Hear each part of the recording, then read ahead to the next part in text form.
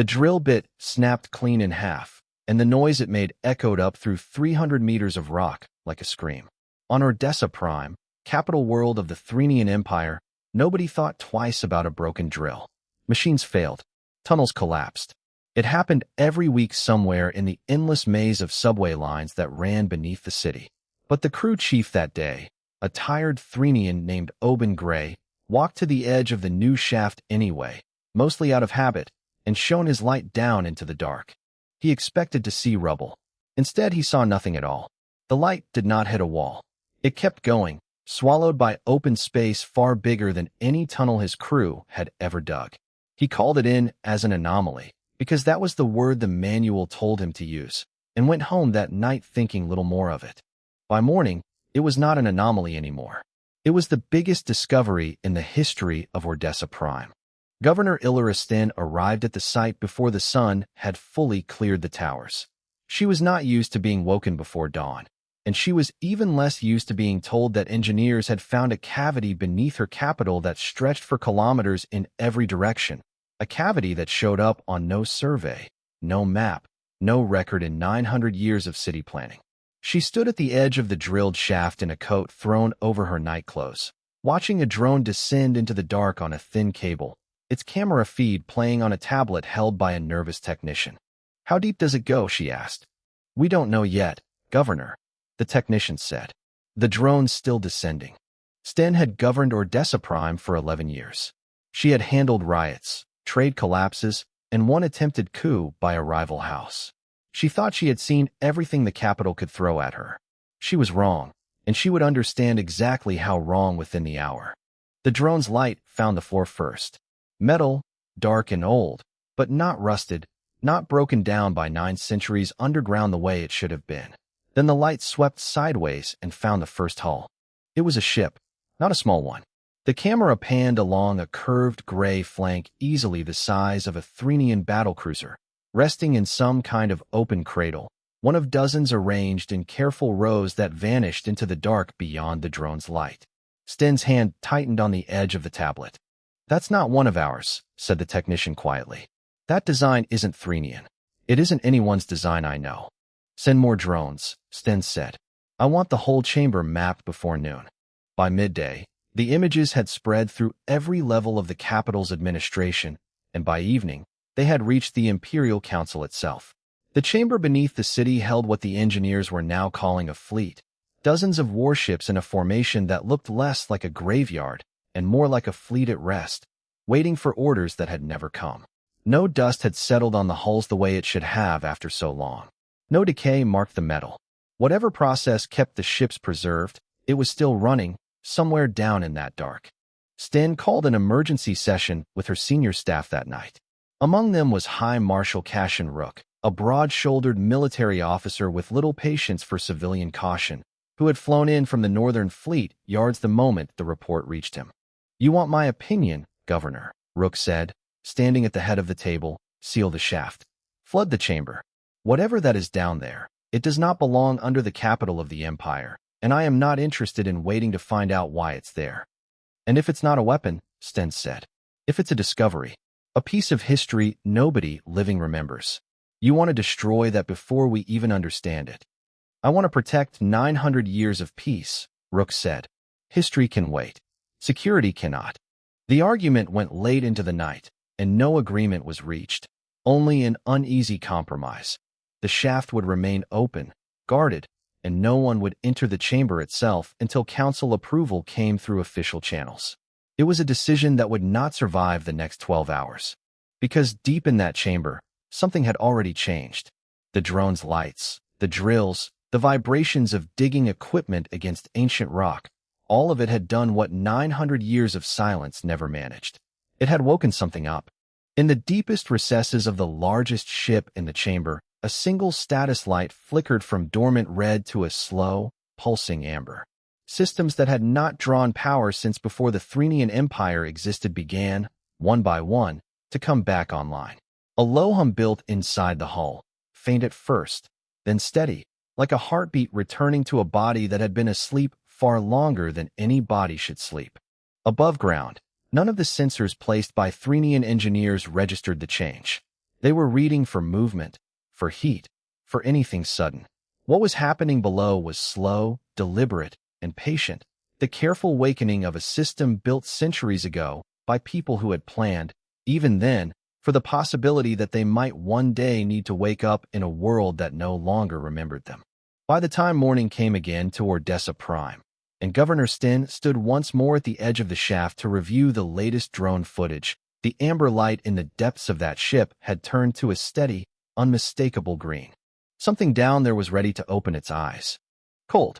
That was the first thing Halden Voss felt, a cold so deep it seemed to live inside his bones rather than on his skin.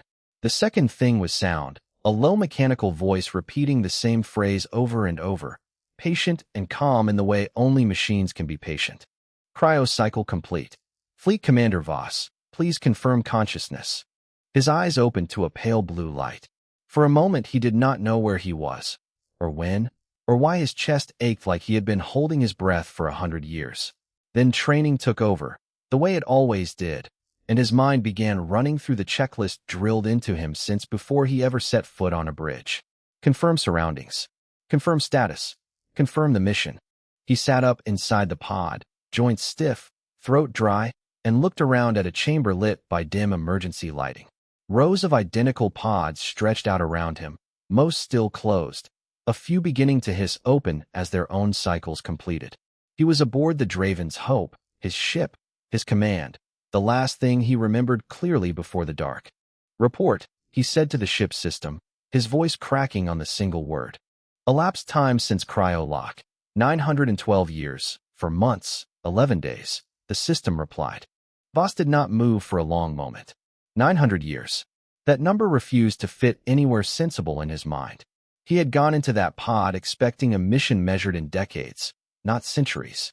Something had gone very wrong, or something had gone exactly according to a plan nobody had bothered to explain to him. Around him, the chamber slowly came alive with the sounds of a crew waking from the longest sleep any of them had ever known. Coughing, muttered questions, someone crying quietly a few rows down. Voss pulled himself out of the pod on legs that barely held his weight and began moving between the rows, checking on his people the way he always had, one at a time, because a commander who did not know his crew was no commander at all.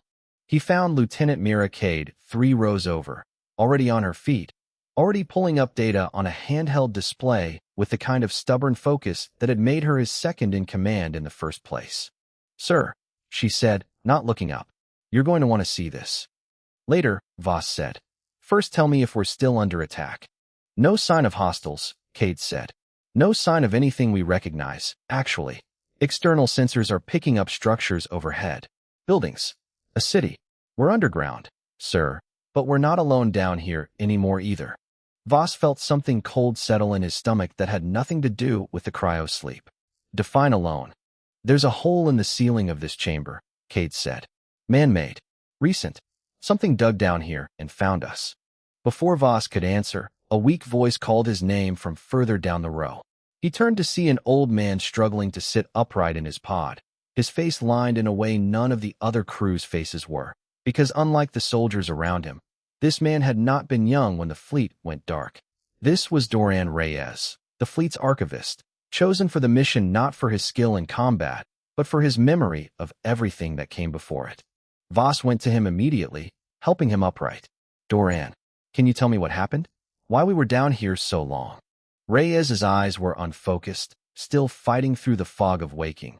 But there was something sharp underneath the confusion, something that looked almost like fear. The war, he said. We lost the war, Halden. Not this fleet. All of it. Every fleet we had left. That's not possible, Voss said. We were a rear guard. We were supposed to hold this position until relief arrived. Relief was supposed to come in 20 years, Reyes said. Not 900. Something happened to the rest of humanity after we went under, and whatever it was, it happened badly enough that nobody ever came back for us. The chamber fell quiet around them as the words spread from crew member to crew member, the horror of the numbers sinking in slowly, the way any truth that large has to sink in, piece by piece, because the whole of it is too heavy to hold all at once. Voss straightened his shoulders, because his crew needed to see him standing even if he did not feel steady himself. Then we don't know what's above us, he said. We don't know who dug that hole, or what they want, or whether they mean us harm. Cade, get every station manned that can be manned. I want eyes on that opening and full diagnostics on ship systems within the hour. And if whoever's up there comes down before we're ready? Cade asked. Voss looked toward the ceiling of the chamber, toward the faint, distant light leaking through the shaft that Threnian engineers had drilled without ever meaning to wake anything at all. Then we greet them, Voss said, the same way we'd greet anyone, carefully, and ready for anything. Around him, 900 years of silence gave way to the low hum of a fleet returning to life, one system at a time, preparing itself for a world none of its crew would recognize, and that had long since forgotten they existed. News does not travel through an empire the way it travels through a small town, quietly and by word of mouth. It travels like fire through dry grass, and by the time the sun rose over the Imperial Council building on the second day, every senior official on Ordessa Prime already knew that something alive was sitting beneath their capital. Governor Sten had not slept. She sat at the head of a long table in a secure briefing room, surrounded by advisors who could not agree on a single thing except that the situation was dangerous. On the wall screen behind her played the latest drone footage, silent and grainy, of hatches opening along the flank of the largest ship in the buried fleet. They are moving, said one advisor, a nervous woman named Petra Voss, no relation to the human commander she had never heard of. Crew emerging, armed, from what we can tell. Armed does not mean hostile, Sten said, though she was aware how thin that argument sounded even to her own ears. High Marshal Rook entered the room without waiting to be announced, dropping a data tablet on the table hard enough to make several advisors flinch. It means exactly that until proven otherwise, he said. Governor, I have 3 battalions on standby at the edge of the city. Give the order, and that hole in the ground gets sealed with them still inside it. That would be an act of war against a fleet we know nothing about, Sten said. Buried under the capital, close enough to level half the city if provoked. That silenced the room for a moment. It was the part nobody wanted to say aloud, the plain fact that whatever else those ships were, they were close enough to make any attack on them a gamble with the lives of everyone living above. Then what do you suggest? Rook said, diplomacy. With something that predates the Empire itself. I suggest we find out who they are before we decide whether to kill them, Sten said. That's not weakness, Marshal. That's basic sense. The council, when it convened an hour later, was split much the same way. Half the room sided with Rook's caution through strength, the other half with Sten's caution through patience, and the debate stretched on with no resolution, while below the city, an entirely different conversation was taking place. Aboard the Draven's Hope, Voss and Cade had spent the night studying every signal they could pull from the world above. The ship's old systems, though behind by 9 centuries in most respects, were still more than capable of intercepting open broadcasts, and the city above was full of them. News channels, public announcements, advertisements playing in an unfamiliar language that the ship's translation corps worked through slowly, piecing together grammar and meaning word by word. They call themselves Threnians, Cade reported, reading from a display covered in half-translated text. This isn't human territory anymore, sir. Hasn't been for a long time, by the sound of it. There's no mention of Earth in anything we've pulled. No mention of humanity at all, actually, except one word that keeps repeating in older records. Vanished. Voss stood with his arms crossed, watching the translated broadcast scroll past, a strange grief building in his chest for a home he had left behind a lifetime ago that might not exist in any form he would recognize. Doran, he said, anything in the archive about how this fleet was supposed to end its mission? Any protocol for a scenario like this? Reyes, seated at a side console with a blanket still draped over his shoulders, shook his head slowly. There was a contingency, he said. If relief never came, if the war was lost entirely, the fleet was to make contact with whatever civilization controlled this region and negotiate terms for our survival. Not conquest. Survival. We were never meant to fight our way back into relevance, Halden. We were meant to find a way to belong somewhere, if the old world was gone. Belong, Voss repeated, testing the word like it did not quite fit. Under an empire that doesn't know we exist, that found us by accident, and that right now has soldiers standing at the edge of a hole in the ground deciding whether to bury us alive. That's the mission, Reyes said quietly. It always was. We just didn't expect to wake up and find it waiting for us so soon. Above them, the council debate finally ended, not with a vote, but with Sten walking out of the chamber before Rook could finish his argument, her mind made up in a way that no amount of shouting from the marshal was going to change. She found her aide waiting in the hall and gave the order before she could talk herself out of it. "Prepare an escort," she said. "I'm going down there myself." "Governor, the marshal will never authorize that." "I'm not asking the marshal," Sten said. "I'm the governor of this world, and something that old, that patient, and that careful about how it wakes up deserves to be met by someone willing to listen before they decide to be afraid." Far below, sensors aboard the Draven's Hope picked up new movement at the edge of the shaft, a single figure descending alone, unarmed, into the dark where 900 years of silence was finally about to end. The descent took 11 minutes, though to Governor Sten it felt much longer than that. She rode down in a small maintenance lift bolted hastily to the side of the shaft, her guards left behind at her own order, one hand gripping the rail, the other holding nothing at all, because she had chosen to come without a weapon and she was not about to change her mind halfway down. The chamber, when the lift finally reached the bottom, was larger than any image or drone footage had prepared her for. The ships rose around her like sleeping giants, dark hulls catching the dim work lights left behind by the excavation crew, and somewhere ahead, one of those giants had a hatch standing open, lights spilling out onto the chamber floor. A figure stood waiting at the base of that light. Tall, human in shape in a way that struck her as strange even though she had seen the footage, dressed in a dark uniform she did not recognize, watching her approach with careful, measured eyes. "You're the one who came alone," the figure said. His voice was steady, but there was an edge underneath it, the sound of someone choosing every word with care. That was either very brave or very foolish. "Maybe both," Sten said. "I'm Illyra Sten.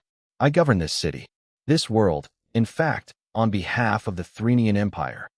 "Halden Voss," he said. "Fleet Commander. I'd say I govern this ship, but at the moment I'm not entirely sure what I govern anymore, given that everything I knew 900 years ago is apparently gone." Sten studied him for a long moment.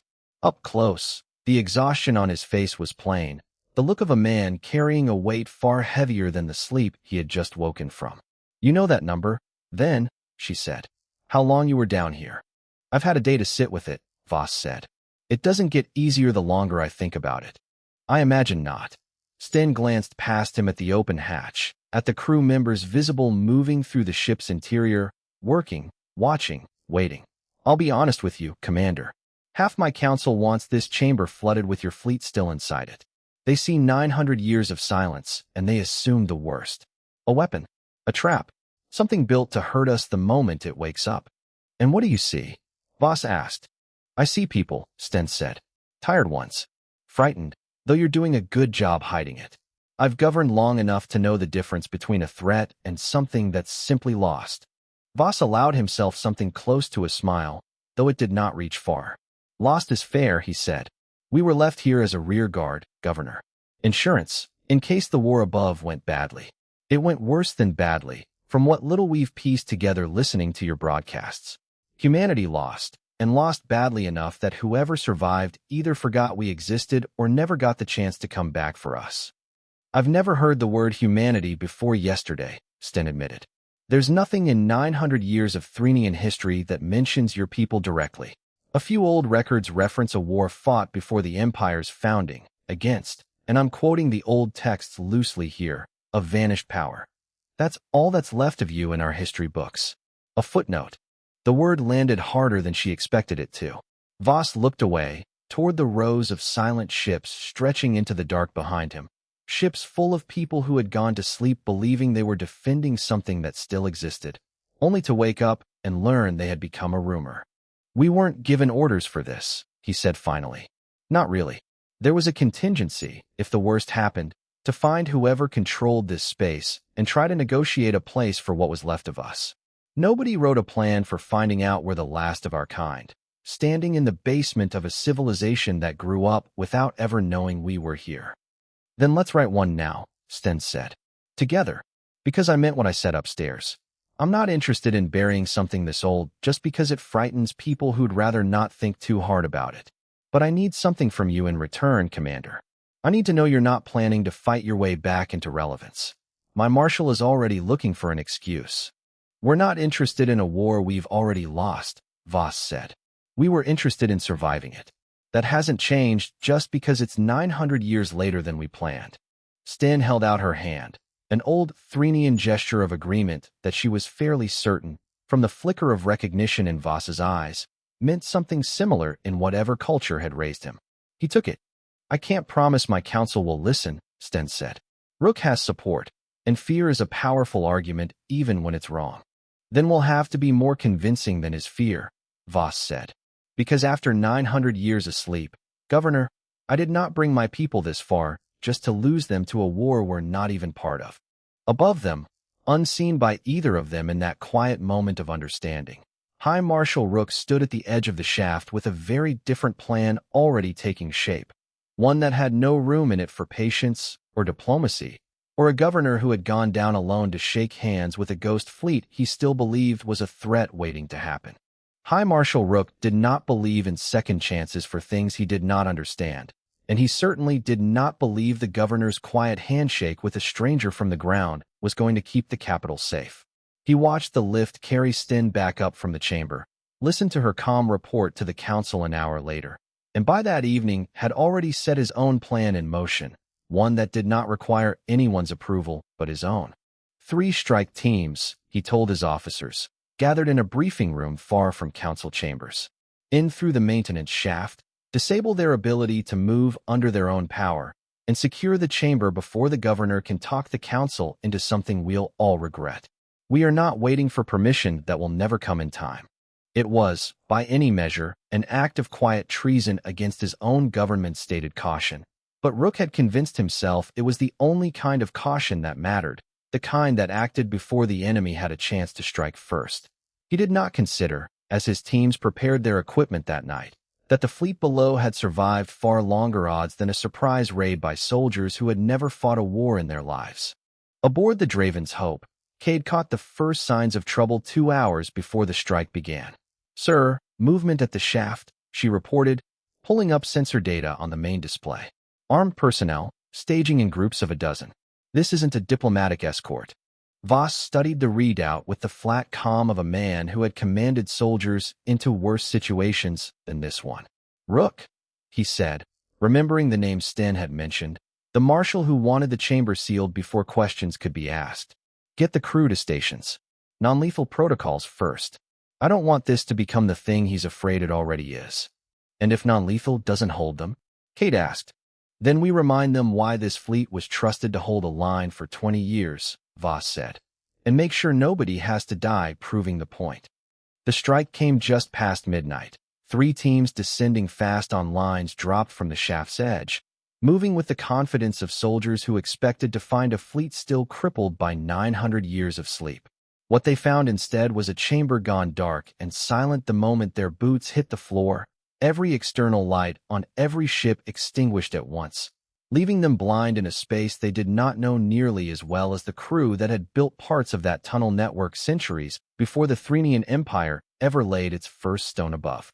Voss's people did not fight them in the way Rook's soldiers expected. There were no weapons fired, no explosions, no dramatic battle among the hulls.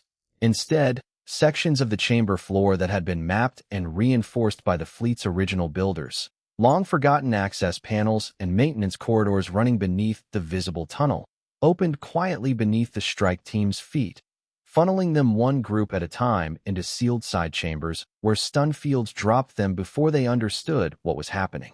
Rook, monitoring the operation from a command post above ground, watched his communications go silent one team at a time with a growing, disbelieving anger. Status, he demanded. Someone give me a status. Team 1 is down, sir. No injuries reported, but no response either. Same for Team 2. That's impossible, Rook said. They're outnumbered. They're using technology 9 centuries out of date. Sir, his communications officer said carefully, I don't think outdated is the word for what just happened to them. By the time the third team reached the open hatch of the Draven's Hope itself, weapons raised, expecting resistance. They found Voss standing alone in the doorway, unarmed, exactly the way Sten had stood the night before. "You can put those down," Voss said calmly. "Your people are safe." Confused, and probably a little embarrassed, but safe. "We didn't come this far to start a war with the first civilization willing to talk to us." The strike team leader, young and clearly not prepared for a target who simply refused to fight back, hesitated, his weapon still raised. "Your marshal made a mistake tonight," Voss continued. "But it doesn't have to be the mistake that decides what happens next. Take that back to him, if you want to take anything back at all." Word of the failed raid reached the council within the hour, and reached Governor Sten not long after, pulling her out of bed for the second time in 3 days. She arrived at Rook's command post already furious, though the fury she found waiting for her was not what she expected. It was not triumph in Rook's face, but something closer to shock, the look of a man who had built his entire plan on the assumption that the fleet below was helpless, and had just learned, in the worst possible way, how wrong that assumption had been. "They didn't kill a single soldier," Sten said, reading the report herself. "They had every reason to, Marshal, and every advantage to do it cleanly. They chose not to."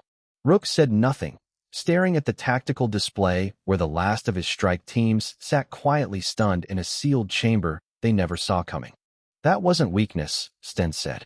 "That was restraint. And if you can't tell the difference, I don't know what else I can say to convince you that we are not looking at an enemy down there, Marshal. We're looking at people who have every right to distrust us and are choosing not to, in spite of what you just did." Below, in the quiet aftermath of the raid, Voss stood watching his crew secure the last of the disarmed soldiers, no anger in his voice as he gave the order to treat every one of them gently and return them to the surface unharmed. "Message received, I hope," he said quietly to Cade, standing beside him. "And if it wasn't?" she asked. "Then we'll just have to be patient a little longer," Voss said. "We've had 900 years of practice." The council chamber had never been this full. Word of the failed raid had spread through every level of Threnian government by morning, and by afternoon, every seat in the room was occupied, some by officials who had not attended a session in years, all of them there for the same reason: to finally decide, openly and together, what the Empire was going to do about the fleet sleeping beneath its capital. Governor Sten stood at the podium first, her voice steady despite the long, sleepless days behind her. "3 nights ago, we discovered something none of us were prepared for," she said. "A fleet, human, ancient, buried beneath this city since long before the Empire existed. 2 nights ago, that fleet defended itself against an unauthorized attack, one launched without council approval, and did so without killing a single one of our soldiers, though they had every reason and every ability to." Murmurs spread through the room.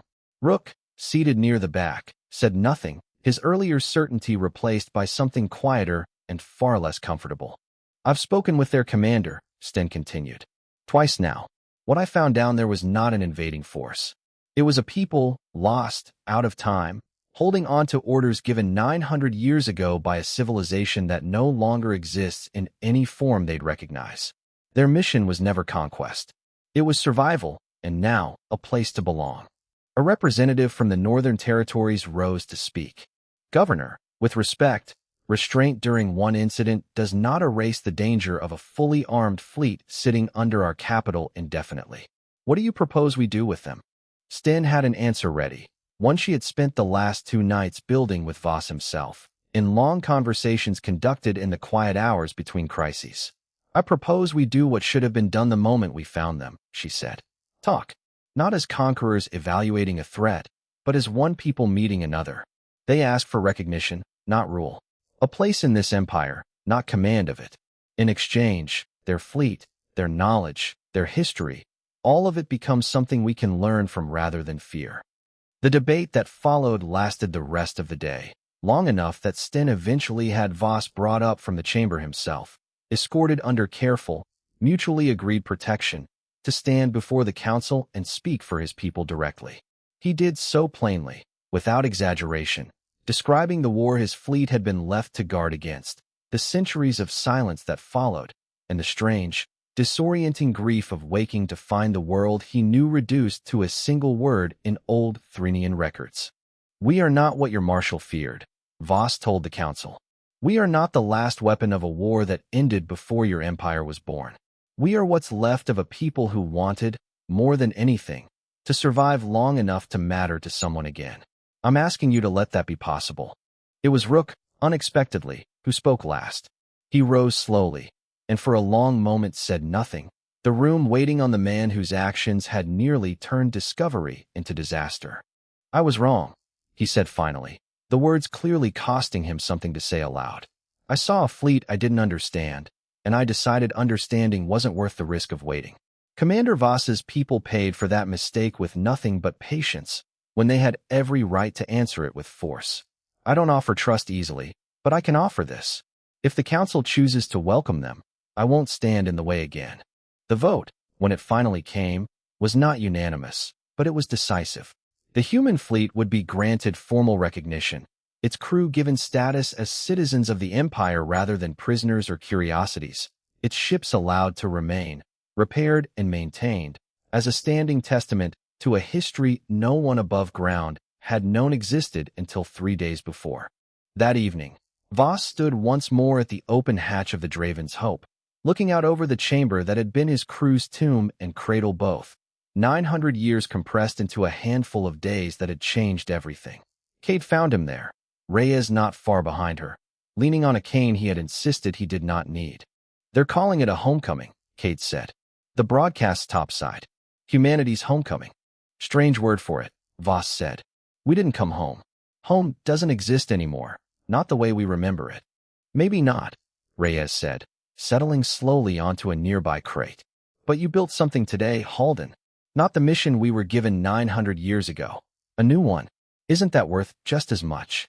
Voss considered that, looking out at his crew moving through the chamber below, no longer soldiers waiting on orders that would never come, but people, finally, allowed to imagine a future instead of only guarding the memory of a past. "Signal the crew," he said at last. "Tell them the standing order is cancelled." "And the new one?" Kate asked. Voss looked up, past the chamber's shadowed ceiling, toward the distant light of a city that had grown up entirely without knowing his people were sleeping beneath its streets, a city that was, as of today, willing to call them neighbors instead of strangers. "Simple," he said. "We live. We help build whatever comes next. And this time, nobody gets left behind to do it alone." Above them, for the first time in 900 years, the lights of Ordessa Prime and the lights of a human fleet shone together, under the same sky, as something closer to one people than anyone, on either side, had expected to find that week.